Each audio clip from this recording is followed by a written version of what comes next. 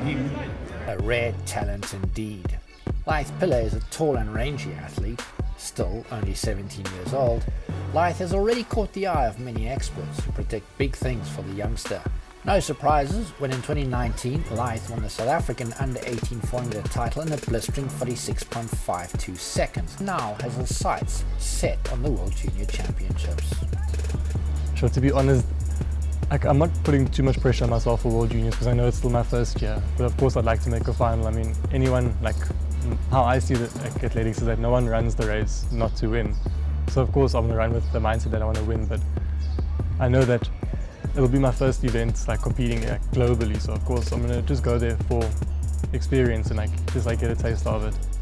After a promising start to the season where Lythe ran 46.93 seconds at a league meeting, he has suffered a setback for his preparations for 2020 though. And I just had a bit of an ankle injury and anterior impingement. At least it wasn't as severe as we thought it was before, but it just puts me off the track for a few weeks. But at least the coach and I, we are working around it. And I mean, I'm getting just as good sessions as I would off track. I'm on the track, off the track. With Lythe undergoing intense rehab, adjustments have had to be made on how to get him fit for the World Junior Championships. So of course, my coach and I, we have a plan on how we're going to adjust my training towards, and especially now with the slight setback I had for the season. But at least we have a good system and physio included. So of course we're working to peak at that time. So we're just building up more towards it. Under the watchful eye of his physiotherapist, Lythe is focusing on other elements of his training, so that upon his return to the track, he will be a stronger athlete. So more pull sessions, and then we'll do more rehabilitation, working on the other areas that I wouldn't be able to work on while I'm on the track. So it gives me more time to focus on the smaller imperfections, and at the same time, the pull work just helps me keep my fitness up. The Africa Youth and Junior Championships were an eye-opener for Lythe. Lythe went on to win the title in a personal best time of 46.26 seconds. African Champs was a nice event. I mean, it was my first time really competing out of South Africa. But it was fun. I never really expected that I was gonna come out on top and win. But I mean, it just shows you that there are lots of other countries, and every country has their own Usain Bolt or Lythe Pillay. So of course, it humbles you. You get exposed to different people and different types of running, and it's nice overall.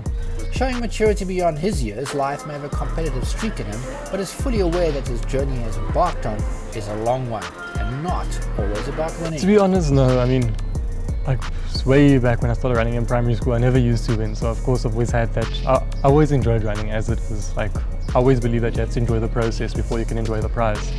So for me, I mean, it means more to know that I'm doing what I enjoy and not winning. So I mean, it's I've had lots of setbacks, especially last year, but I mean, at least I've always been able to overcome it with the people around me, my parents, my friends, coach and staff, and also my school. But I mean, it's just, I always had that mindset that I always wanted to be better than I was before, and I'll always go there to compare myself to myself and not to other athletes.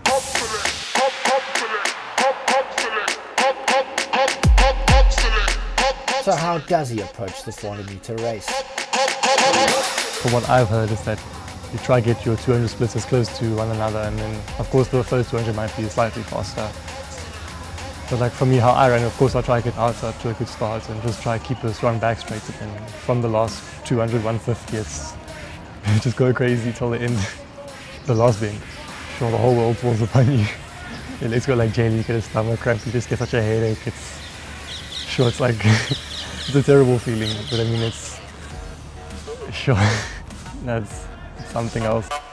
Lythe has made full use of the experience available in South Africa amongst the athletes to find his inspiration, and repeatedly looks to them for continued inspiration. My first mentor when I was in grade 8, Lythe, I call him Coach Hughes. He was always the first person to stay by me and inspire me, even before I was a 400 runner. And of course, Lythe Pillay, Sambini, and lots of other athletes inspired me. His talent saw him invited to the recently held ASA Sprint Relay Camp.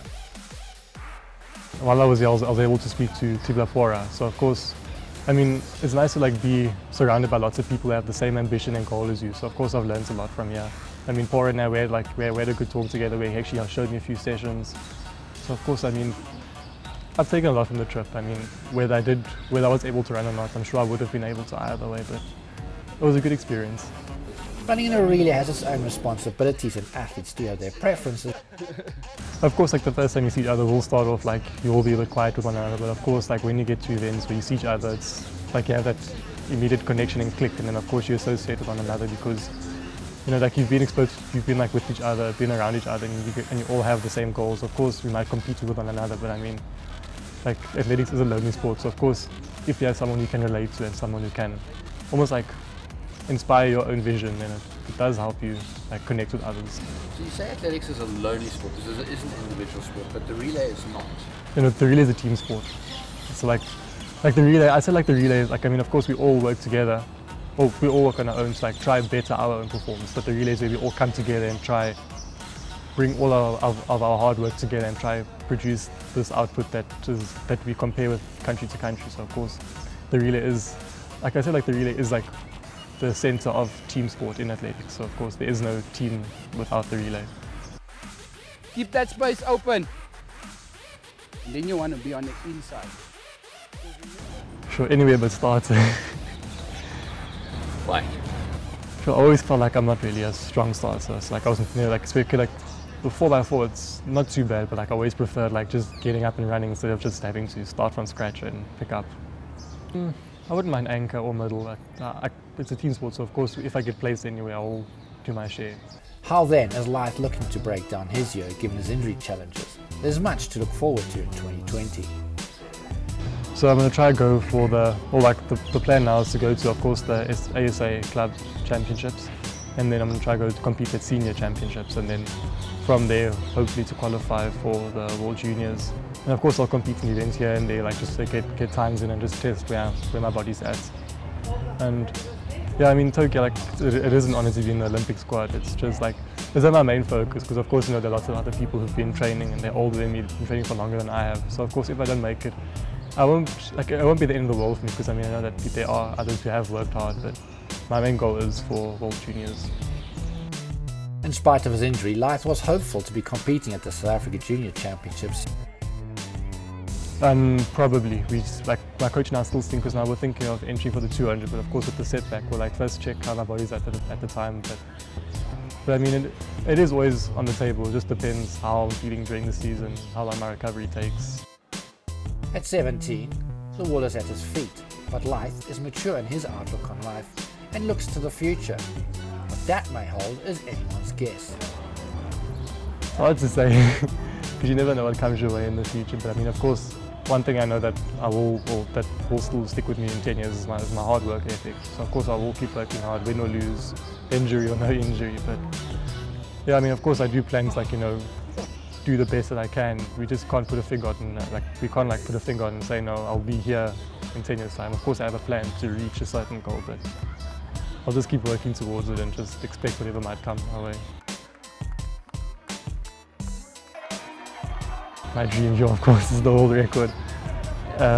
Like of course, my dream is like go below 43. I mean, my uncle always tells me that you mustn't compete in this world, you must compete against the aliens. So it's always a funny thing I keep with me, but it's like, you know, like I always feel like if you have like the higher your dreams are, the higher the roof above your head is. So, and of course, it's always dream big and then just do your best to get there.